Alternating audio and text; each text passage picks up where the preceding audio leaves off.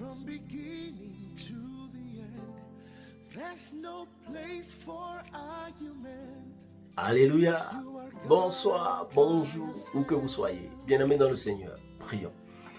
Seigneur, nous sommes là rien que pour toi, pour écouter de toi, que ta parole nous traverse, nous transforme et fasse de nous le produit de ta volonté. Au nom de Jésus-Christ. Amen.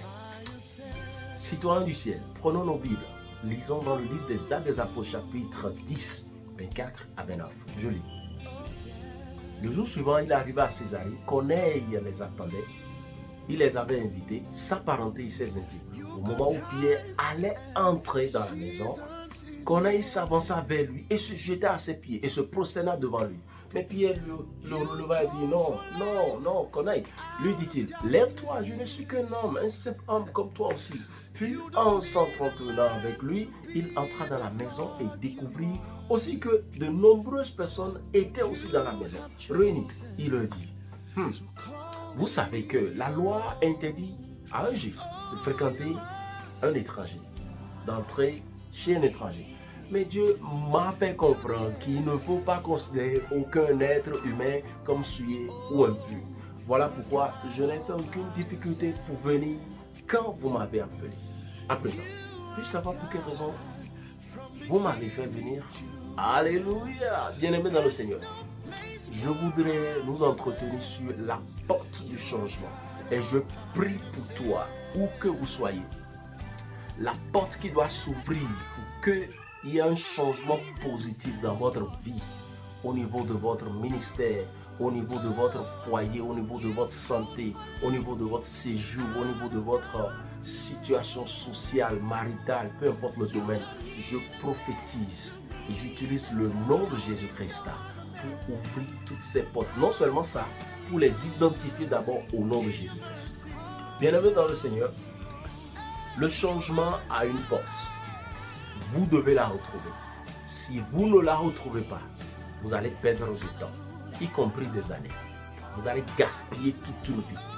La porte du changement est l'élément indicateur qui garantit que vous allez passer de là où vous êtes à un autre niveau de la vie. Le livre que nous venons de lire, le livre des Actes des Apôtres, je vous donne juste un aperçu de ça. Actes des Apôtres, il s'agit des apôtres qui sont à leur première expérience sous l'administration, sous l'expertise du Saint-Esprit. Pendant longtemps, les apôtres étaient avec Jésus. Ils l'ont vu, ils ont mangé avec lui. Il a opéré des miracles en leur présence. Ils ont vécu avec Jésus-Christ. Mais là où nous sommes actuellement, Jésus n'est plus là. Il est déjà parti en haut. Vont-ils abandonner? Vont-ils cesser? Non. Ils sont en train de relayer le ministère. Ils sont en train de pas remplacer, de continuer ce que Christ a commencé. Ils sont devenus des ambassadeurs de Christ. Vous vous rappelez, c'est de là où on a dit qu'ils sont des petits Christ. Ils sont des petits Christ. Bon, en réalité, mon sujet n'est pas là. Ces apôtres étaient en phase expérimentale. Pourquoi? Parce qu'ils ont connu un problème. Et le plus grand problème, c'était de discerner ce que Dieu a dit de ce que eux-mêmes se disent. De discerner ce que Dieu a dit de ce que eux ils pensent. Et de relayer l'information dans un vocabulaire, dans une phrase, dans une terminologie qui est conforme aux normes du ciel, aux normes du royaume de Dieu. Vous vous rappelez, quand Jésus est venu, il a toujours dit, le royaume de mon Père, la maison de mon Père. Il a dit, mon Père m'a envoyé. Mon Père m'a envoyé. Tout ce que je le fais pour mon Père, à cause de mon Père, parce qu'il me l'a demandé. Alors, maintenant qu'il n'est plus là, toute personne qui doit relayer cette même mission doit considérer le contexte dans lequel le Fils avait travaillé. Alors, c'était un grand problème. Comment allait-il réussir cette mission si ce n'est que par quelque chose qui vient encore du Fils? Et c'est ainsi qu'intervient l'Esprit de Dieu. Sous l'administration de l'Esprit de Dieu, les apôtres ont évolué, ils ont continué à propager l'évangile. Jésus était présent physiquement, à côté, marchait avec eux, mangeait avec eux. Ils vivaient, ils ont vécu avec Jésus-Christ. Maintenant, Jésus n'est plus là. Mais il est où? Il est en eux. Là se pose un autre élément. Jésus-Christ qui était physique n'est plus présent physiquement, mais il vit désormais en eux. Et quand il parle, le porteur de cette voix, c'est l'Esprit de Dieu. C'est pourquoi je vous dis, l'Esprit de Dieu, son ministère a commencé dès que Jésus-Christ est parti au ciel. Et lui-même, il avait dit, je vous enverrai. Je vous enverrai mon esprit. C'est ainsi qu'ils ont commencé à œuvrer dans son ministère. Quel était leur rôle? C'était de présenter l'évangile à l'humanité. Alors, le grand problème qu'ils ont rencontré, c'était ceci. Distinguer la voix de l'Esprit de Dieu de leur voix. Ok, vous savez, hommes que nous sommes, nous avons d'autres voix en nous qui parlent. Je vous donne un exemple. La voix du passé. Le passé va vous dire, quand vous serez devant une porte de changement, le passé va vous envahir de doutes. Le passé va vous ramener dans le passé pour vous montrer qui vous êtes dans le passé et pour vous montrer votre incapacité dans le présent pour passer à un futur. Or, il y a une porte. Cette porte-là, si vous avez de doutes, vous ne pouvez pas la reconnaître. Vous n'allez même pas la voir. La porte du changement. Donc, le passé est aussi une voix qui parle au-dedans de nous. La religion est aussi une voix. La religion. Beaucoup de nos églises aujourd'hui, les leaders qui les président, parmi eux, se trouvent des gens en réalité qui ne prêchent pas l'église, qui ne prêchent pas du tout le Christ, mais qui prêchent l'église, qui ne prêchent pas le Christ, mais qui prêchent la doctrine, qui ne prêchent pas le Christ, mais qui prêchent leur ventre, qui ne prêchent pas le Christ, mais qui prêchent tout ce qu'ils voient comme faiblesse de la population ou bien des gens qui sont devant eux. Et c'est par rapport à ça qu'ils arrivent à influencer leur public. Beaucoup, j'en connais, vous en connaissez, mais on n'est pas là pour ça. Mais je voudrais simplement vous dire que l'Église aussi est devenue une voix qui parle au-dedans de nous. Moi, d'où je viens, comment on le fait, non? Depuis que le monde est monde, c'est ça ou c'est rien.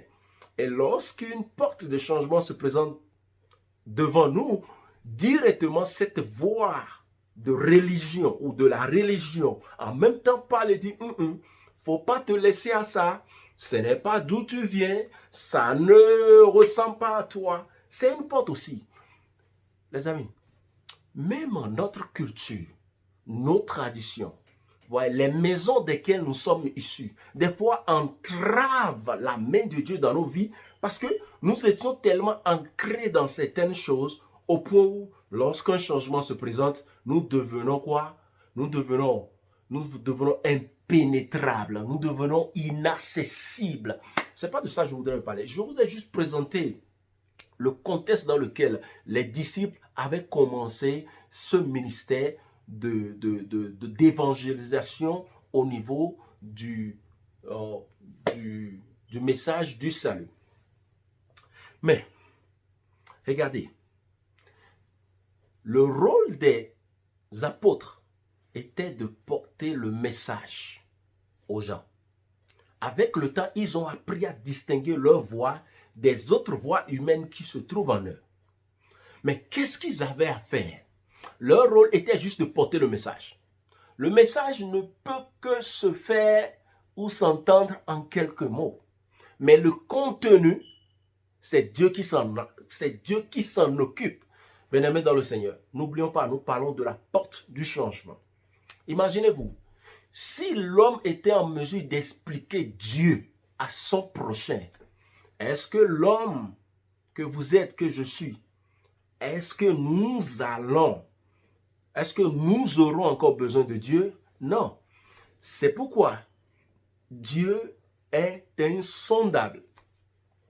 Ceux qui arrivent à le découvrir pas à pas, peu à peu, c'est des gens qui marchent par la foi. Si vous ne marchez pas par la foi, vous ne pourrez jamais voir Dieu. Vous ne pouvez jamais connaître Dieu. Vous ne pouvez jamais voir la porte de sortie. Ah, ok, je ne veux pas me dépenser. Mais ma Bible m'a dit que nul ne peut aller au Père que par le Fils, Jésus-Christ. Si je vais vous parler de Jésus-Christ, je vais juste vous donner quelques éléments que je sais dont il s'occupe. Mais je ne peux pas vous expliquer le contenu. La preuve, je ne connais pas exactement vos problèmes ou votre problème. Lui, il s'occupe des détails. Et moi, je suis là juste pour vous parler du menu, de ce qu'il fait. Le menu, je vous présente le menu. À vous de choisir le plat que vous voulez. Mais ce choix dépendra du temps que vous allez passer avec lui. Le temps vous permettra de reconnaître certains indices pour savoir où se trouverait la porte du changement. Alléluia. Si vous me suivez très bien, je voudrais vous dire que Dieu que nous adorons, le seul et unique, l'univers, le monde entier, l'humanité se trouve dans sa main. Et par où vous devez passer pour vous en sortir, il connaît. Vous pouvez compter sur votre argent, vous pouvez compter sur vos biens matériels, vous pouvez compter sur vos relations, vous pouvez compter sur ces éléments-là. Demandez, regardez à côté. Combien de personnes ont ces choses-là, mais qui ne s'en sortent pas, qui ne réussissent pas. Il est le seul à vous montrer les indices pouvant vous diriger vers la localité de la porte qui donne accès à une autre dimension de votre vie. D'où on parlera de la porte du changement. Bien-aimés dans le Seigneur, Dieu n'est pas une entité où on expérimente, mais c'est une entité qui doit être révélée. Marcher avec Dieu nécessite la révélation. Ça ne nécessite pas l'expérience. La preuve, mes expériences en matière d'église vont m'amener à aller contre votre façon de voir les choses parce que vos expériences en matière de choses d'église ne se conforment pas, ne ressemblent pas à d'où je viens, n'est-ce pas? Mais l'expérience crée la zizanie, l'expérience crée l'antagonisme, mais la révélation montre Christ. Que vous venez d'un même endroit ou que vous venez d'un différent endroit. C'est là nous parlons de la révélation et non de l'expérience. L'expérience, elle varie d'une personne à une autre, d'une région à une autre, d'un endroit à un autre et d'une personne à une autre. Mais Christ est le seul, l'unique, le même.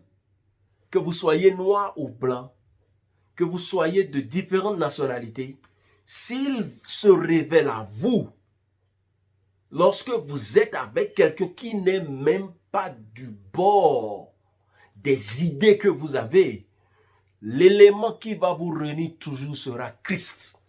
Alléluia. La porte du changement.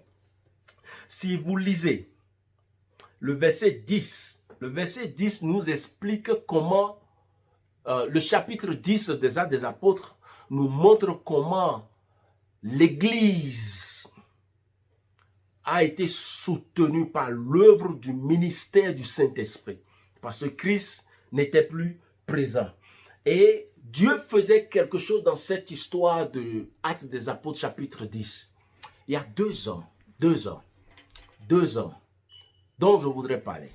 Deux hommes.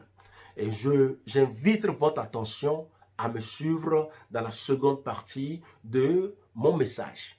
Deux hommes, Corneille et Pierre. Corneille et Pierre.